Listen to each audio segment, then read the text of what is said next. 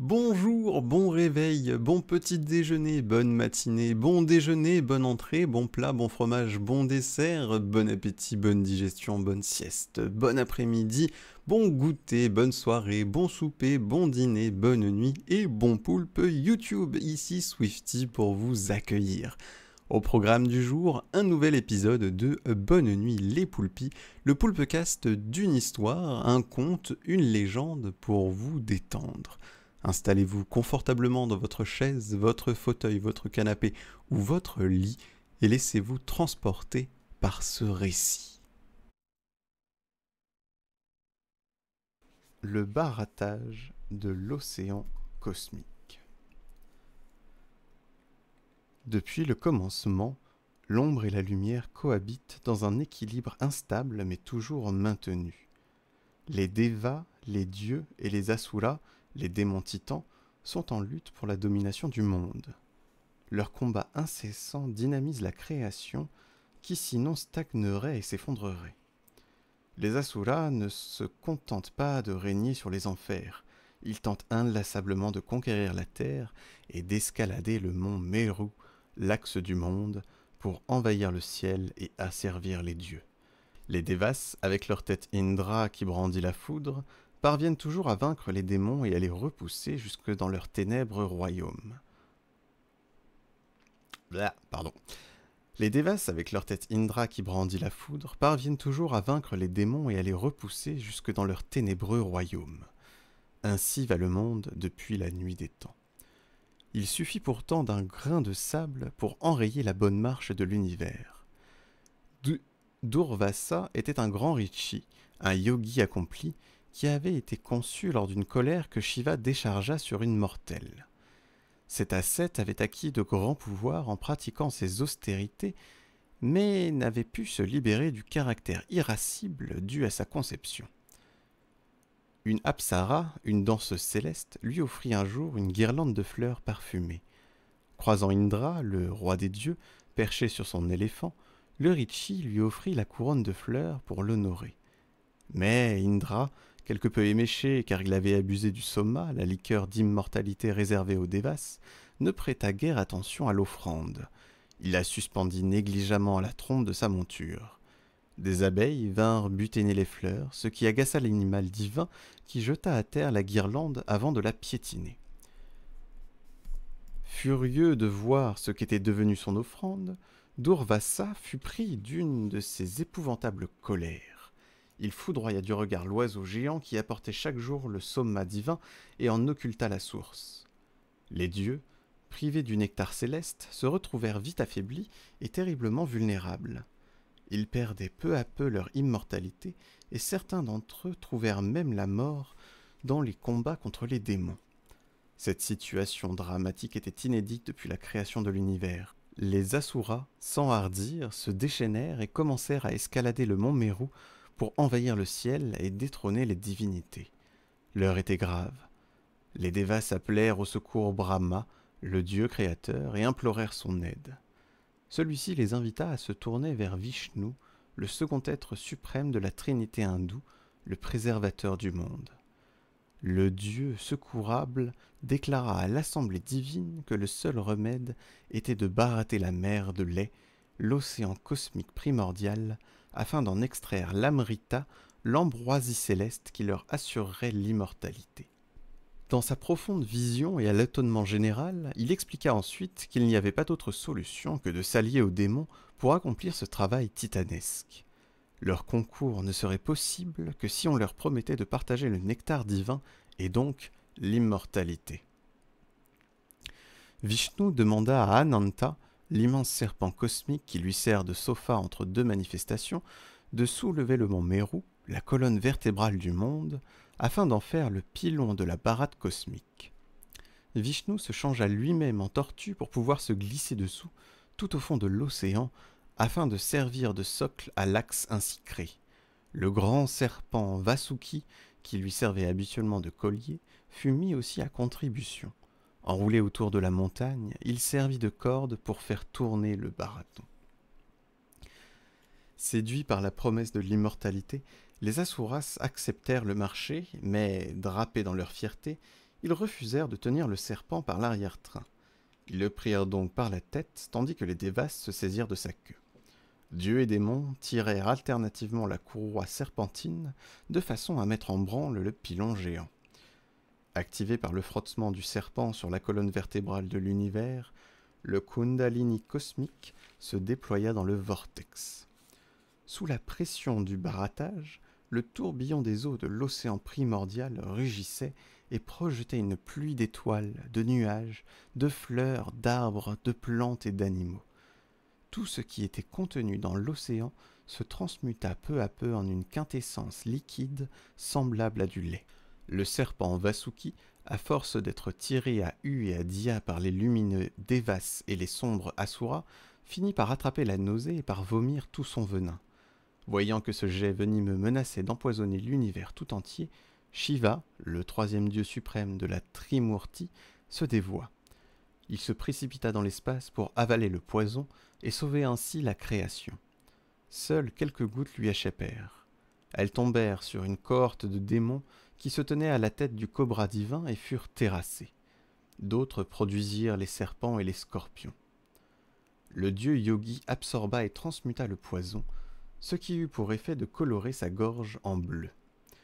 Une fois purifié du poison, le barattage continua pendant 1000 ans jusqu'à extraire du lait cosmique la crème de la création, d'où jaillit un certain nombre de merveilles propres à la parfaire.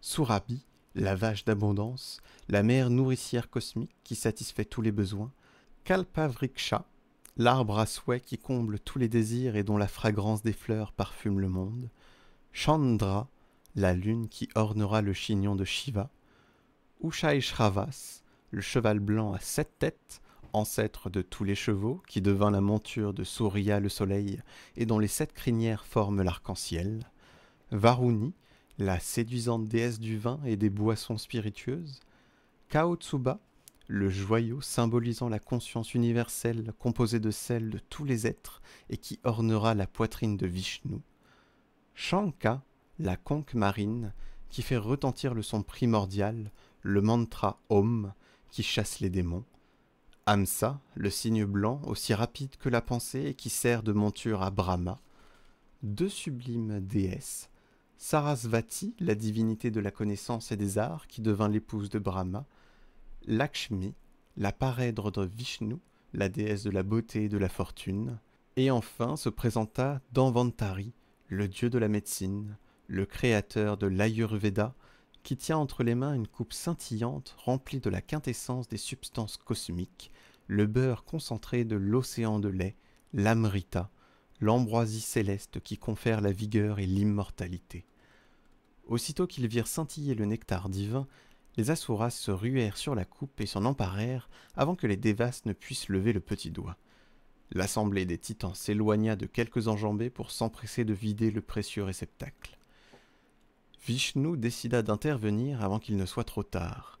Il quitta sa forme de tortue cosmique pour créer un nouvel avatar. Il se changea en la gracieuse Mohini, la déesse de l'érotisme. Onduant de ses larges hanches et de son buste où trônait une paire de seins opulents, la démarche ondoyante d'une irrésistible sensualité, la divine apparition détourna l'attention des démons. Bavant de désir, les Asuras oublièrent l'Amrita. Le rusé Vishnu en profita pour s'emparer de la coupe et la remettre aux dieux qui devinrent définitivement immortels. Les Devas purent ainsi chasser les titans du monde céleste et restaurer l'ordre cosmique sans anéantir les démons nécessaires à l'équilibre de l'univers. La trace du barattage de l'océan de lait est encore visible dans le ciel et porte bien son nom, la Voie lactée. Deuxième petite histoire. L'invitation aux noces. Les noces alchimiques 1. Un soir, quelques jours avant Pâques, alors que j'étais assis à ma table dans la grotte où je m'étais retiré, plongé dans la méditation de quelques mystères, je sentis soudain un vent souffler avec tant de violence qu'il me sembla que la montagne vibrait sous la rafale. Une femme m'apparut, admirablement belle, vêtue d'une robe bleue constellée d'étoiles, avec de grandes ailes vertes couvertes d'yeux. Dans sa main droite, elle tenait une trompette en or, dans la gauche un paquet de lettres. Elle en déposa une sur la table, puis s'éloigna sans dire un mot. En prenant son envol, elle sonna de sa trompette avec une telle force que la montagne entière frissonna.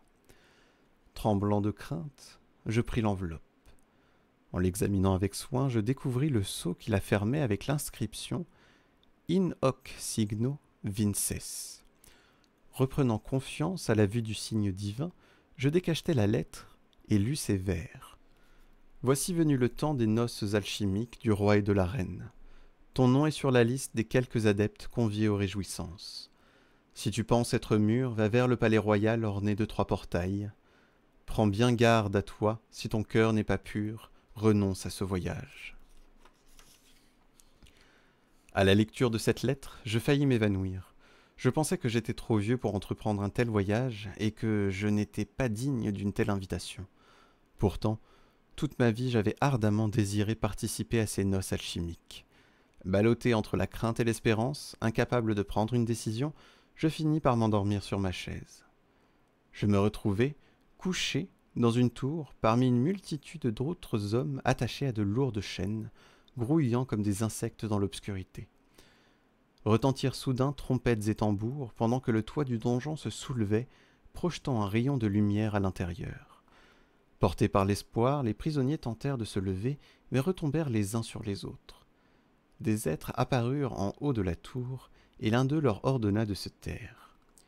Dès qu'il eut obtenu le silence, il déclara : « Si le pauvre Jean Rumain voulait ne pas se révolter, il recevrait beaucoup de bienfaits d'une véritable mère, mais, refusant d'obéir, il demeure prisonnier. Toutefois, ma maîtresse veut adoucir sa peine. C'est pourquoi, en l'honneur de la fête que nous célébrons aujourd'hui, certains d'entre vous seront graciés. On descendra la corde 7 fois. Ceux qui parviendront à s'y suspendre seront délivrés. » Dans une bagarre indescriptible, 7 grappes humaines réussirent à se suspendre et à sortir de cette prison. J'en faisais partie. Par ce songe, je compris que Dieu me permettait d'assister aux noces du roi et de la reine. Je me préparai donc pour le voyage, revêtis une tunique de lin blanc et me ceignis d'un ruban rouge passant sur les épaules et disposé en croix. J'accrochai 4 roses rouges à mon chapeau. Comme viatique, je pris du pain, du sel et de l'eau. Avant de quitter ma caverne, paré de mon habit nuptial, je m'agenouillai et rendis grâce à Dieu de m'avoir choisi. Je lui fis la promesse de me servir des secrets révélés, non pour ma gloire mondaine, mais pour répandre sa grâce ici-bas et pour aider mon prochain. Ayant fait ce vœu, je sortis de ma grotte, plein de joie et d'espérance. J'espère que vous aurez apprécié ces histoires. Elles sont tirées du livre Contes des sages alchimistes de Pascal Folliot aux éditions du Seuil. Si ça vous a plu, n'hésitez pas à aimer la vidéo, la commenter, la partager, vous abonner à la chaîne et à me suivre sur Instagram et TikTok. De plus, vous pourrez me retrouver tous les lundis, mercredis et vendredis soirs en live sur Twitch. Il ne me reste plus qu'à vous souhaiter une bonne suite et fin de journée, de soirée, une bonne nuit. Je vous fais plein de poulpoutou et je vous dis à bientôt dans l'océan.